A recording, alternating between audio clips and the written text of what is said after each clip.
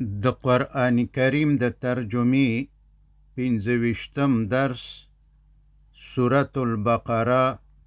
9 آیات.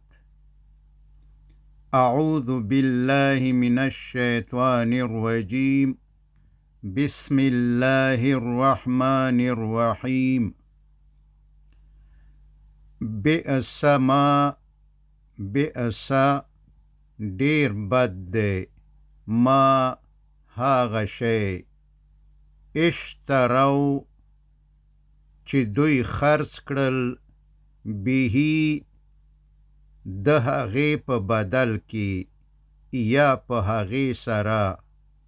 انفسهم ځانونه خپل، یعنی دنیا یې غوره کړه او آخرت یې پرېښودو. ای یکفرو چې دوی انکار کوي بما د هغه قرآن کریم نه انزل الله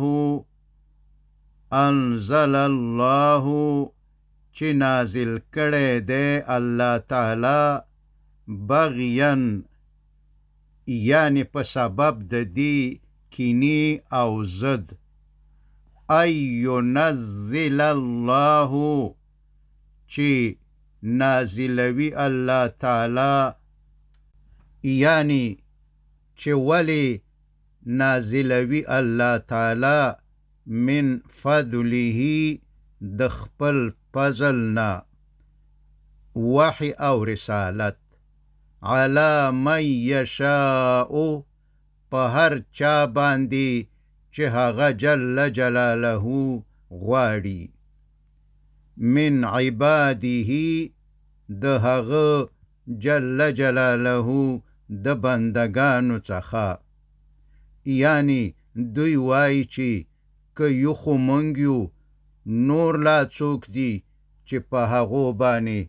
یا په هغه باندې الله تعالی وحی نازل کړي او یا پیغمبري ورکړي. لکه مخکې چې ذکر شو،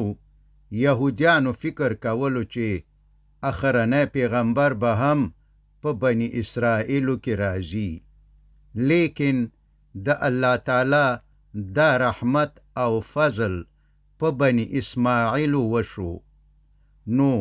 سره د دې چې یهودیانو د اخرنی پیغمبر محمد صلی الله علیه وسلم دراتلو انتظار کولو، نو د دې ضد په سبب چې ولی په مونږ کې رانغی، ولی په بني اسرائیلو کې رانغی، نو په عوض د دې چې ایمان پرې راوړي برعکس دښمنی او مخالفت ورسره شروع کړو.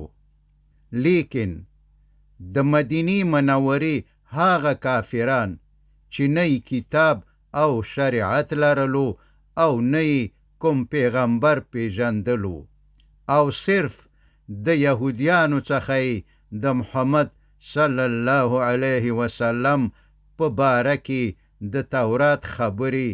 اوریدلې وي. نو کله چې د حج په وخت کې د دوی یو څو کسانو ته نبی علیه السلام د اسلام دعوت ورکړو، نو دوی د هغې علم په واسطه چې دوی د یهودیانو د خبرو څخه حاصل کړی وو، محمد صلی الله علیه وسلم وپیژندلو چې د الله تعالی اخرنی پیغمبر دی او ایمان پرې راوړو. فباؤ نو اخته شول دوی، یعنی یهودیان، په نبی علیه السلام باندې د ایمان نه راوړلو په سبب، بغضبن په یو غضب،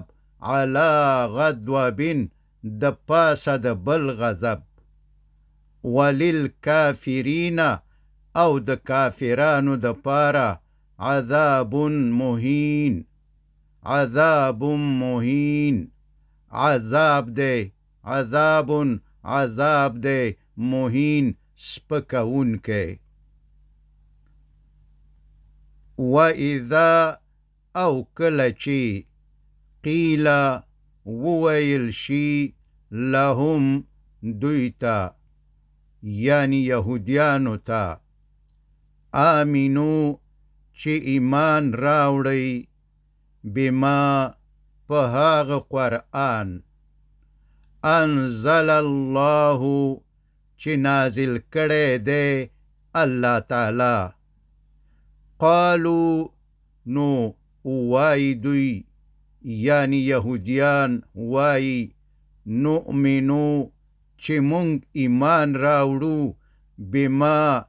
یوازې په هغه تورات انزله چې نازل شوی دی علینا په مونږ یعنی په بني اسرائیلو باندې ویکفرون او انکار کوي بما د هغه څه نه وراءه چې علاوه یعنی پرته د هغه یعنی تورات نه دی د تورات نه پرته چې الله څومره کتابونه او پیغمبران دنیا ته رالیږلي دي د هغوی د منلو نه انکار کوي لکه محمد صلی الله علیه وسلم عیسی علیه السلام قرآن کریم او انجیل و حال دا چې هو دغه قرآن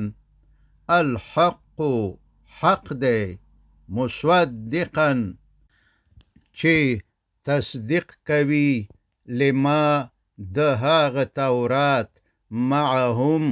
چې د دوی سره دی قل ووایا یهودیانو ته فلما نو ولی تقتلون بتاسو وجل انبیاء الله پیغمبران د الله تعالی من قبلو د دین مخکی یعنی اغوی چې په خپله د بني اسرائیلو په نسل کې زیږېدلي وو نو هغه مو ولې وژل ان که کنتم وی تاسو مؤمنین ایمان راوړونکي په تورات باندې ځکه چې په تورات کې خو دا حکم دی چې هر نبی چې د تورات تصدیق وکړي تاسو ورسره کومک وکړئ او حتما پی ایمان راوړئ مگر تاسو یعنی ستاسو نیکونو په عوض د دې چې د هغو نبیانو سره مرسته وکړي چا چې د تورات تصدیق کولو او په خپله بني اسرائیل همو لکه شعیب علیه السلام زکریا علیه السلام او یحیی علیه السلام برعکس د هغوی د منلو څخه یې انکار او مخالفت وکړو او د تورات د حکم او هدایت په خلاف هغه د الله تعالی نبیان ووژل نو ای دروغجنو اصلا همدا تاسو یې چې نه تورات منئ ځکه که تاسو واقعا تورات منلو نو تاسو به په قرآن او نبی علیه السلام باندې ایمان راوړی وو ځکه تاسو ته خو تورات حکم کوي چې کوم پیغمبر د تورات تصدیق وکړي پرې ایمان راوړئ او مرسته ورسره وکئ نو قرآن کریم او نبی علیه السلام خو د تورات او د تورات د هدایاتو تصدیق کوي نو بیا ولی پی ایمان نه راوړئ د دې مطلب دا دی او دا د دې ثبوت دی چې تاسو نه تورات منئ او نه پی ایمان لرئ ولقد او په تحقیق سره جاء راغلی وو کوم تاسو ته موسی علیه السلام بالبینات د روښانه معجزو سره لکه د همسا معجزه چې مار به تې جوړ شو، ید به دوه د دریاب په منځ بیلیدل او نور. خو د دې دومره روښانه معجزو او دلایلو د لیدلو سره سره ثم اتخذتم بیا ونیولو تاسو العجل خوسی، یعنی په خدایۍ سره، من بعده وروسته د هغه، یعنی د موسی علیه السلام